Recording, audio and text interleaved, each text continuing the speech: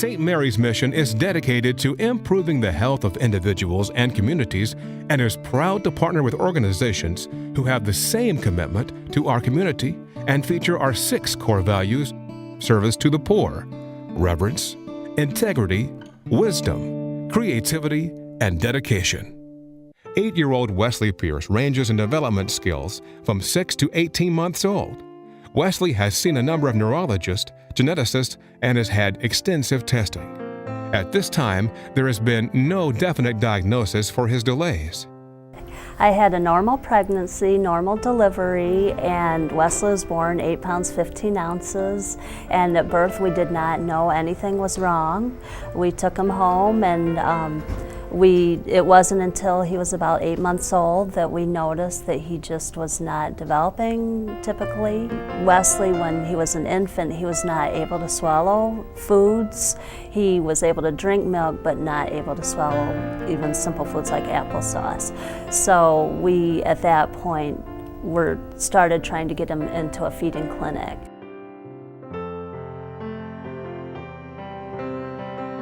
There are only 5 extensive children's feeding clinics in the United States. St. Mary's Medical Center is one of them. People come here from all over the country and will seek out a program like this because they don't have access to this type of service or this level of team intervention in their local community.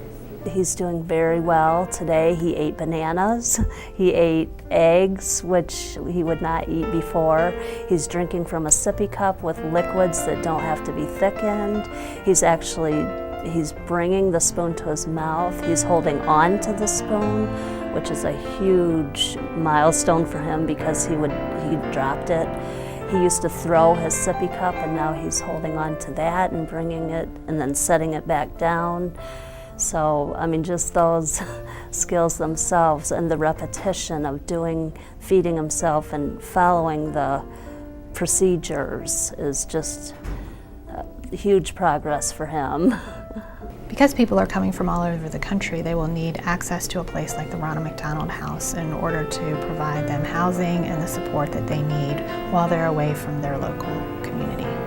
When I tell families that we have a Ronald McDonald House here so close to our offices, where we're providing them daily care, they are so excited and so thrilled to be able to have that support so close by. We've been staying at the Ronald McDonald House now for 5 weeks. I don't think we would have been able to afford to come to the clinic if we would have had to stay somewhere else.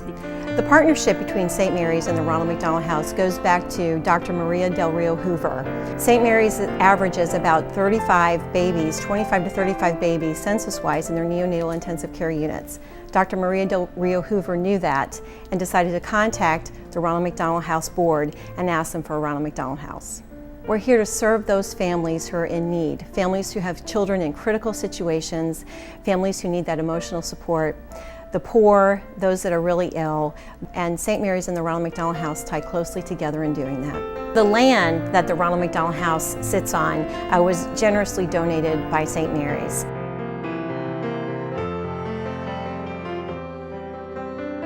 Took an extraordinary amount of money to build this home away from home. I believe St. Mary's leveraged every relationship that they had within the region. But it hit me one day when I came in at 6:30 on a Friday after we had opened, and there were 42 people in our dining room. And I looked over rather quickly, but saw all those people. I saw sick children playing with well children. I saw this charity doing what this charity does, and I thought to myself, where did these people go before? And I think to myself now, where would we be without the partnership of St. Mary's? The St. Mary's partnership with the Evansville Vanderburg School Corporation and the Catholic schools has allowed students and families access to healthy programs and services. 12-year-old Courtney Forney, a 7th grader at McGarry Middle School, has benefited from the partnership. If this program was not here, I'd probably be sitting at home doing nothing or watching TV. I've been in this program for 3 years and I keep coming back because it's a real educational challenge. Rock climbing was my favorite because there was this really hard wall and it goes straight up and into a slant, and on that slant everybody would always get stuck. At Ivy Tech and some other places we went, it was also fun because we got to get a tour of the places. This program has really helped a lot of kids. One of the reasons this program is so important is that the kids that attend this would not be able to attend anything during the summer because of the cost or not being able to get transportation to the program. So this program is very critical to those children. We've been partnering with St. Mary's for a very long time. We've been able to get a lot done as a result of our partnership. We've been able to serve our kids better and our families better. Their mission of serving the children and families who need the most support aligns very much with our vision and our mission also to serve kids. And so they just listen. I mean, I don't know how else to say it. They listen, they collaborate, they listen to ideas, they bring ideas to the table, and we work towards figuring out how we can best help kids.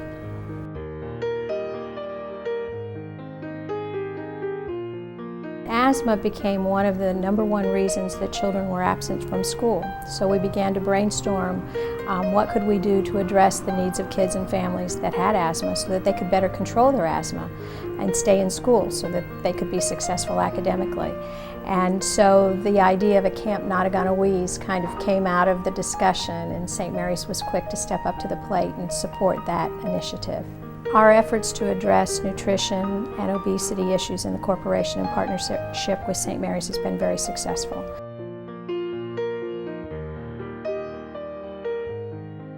My name is Miss Lacey, and I'm from St. Mary's. And what we do at St. Mary's is try to make people healthy and keep them healthy. So I have a few questions I'm going to ask. There's 4 simple rules that we must follow to be part of the Oregon Wise Guys Club.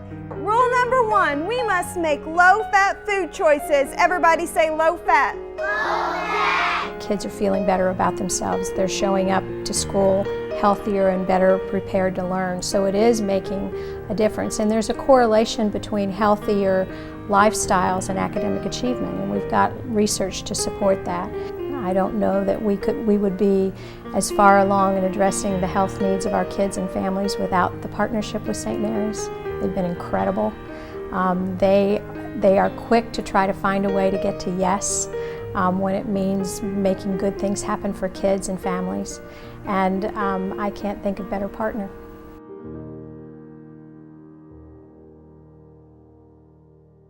The Evansville Regional Autism Coalition formed in 2008 when a local group of volunteers began to formalize a partnership to coordinate services and programs that serve children and families in the community who face autism.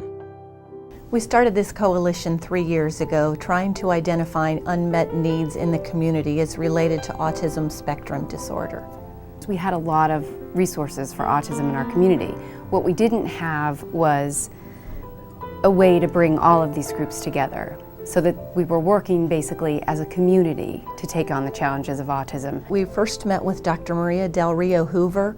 We knew she had a lot of experience at the state level as well and had an interest in autism.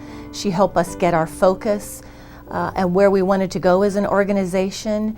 She and St. Mary's assisted in underwriting and getting a consultant for us that helped us identify our mission statement.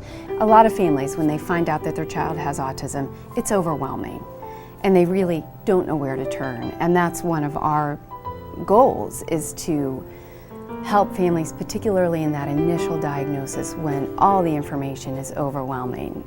When I found out John David had autism, he was about 2.5 years old. And here he was walking despite cerebral palsy. He was talking and talking and talking and talking. But I had this autism thing, so we were gonna have some challenges. Immediately, I went into overdrive trying to find out everything I could. And I had a lot of allies here at St. Mary's. I have triplets, and my second son, my middle child, Henry, was diagnosed with autism about age 5. St. Mary's held a big town meeting, and the overwhelming response from everyone at the town meeting was, we've got to do something about the autism in our community. We've got to kind of get a plan together. So from that town meeting years ago, the Center for Children was born. St. Mary's got a grant and we started. When my children first started out getting therapy, behavioral therapy here at St. Mary's, they had very little skill as far as knowing how to appropriately converse with someone, how to play, how to initiate any kind of social interaction. That's their biggest challenge.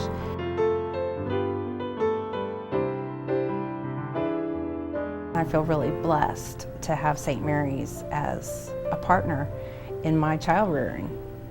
The Evansville Autism Coalition honored St. Mary's Center for Children with the Autism Hero of the Year Award in 2010. St. Mary's partners with over 200 organizations each year through community sponsorships, services, and volunteers.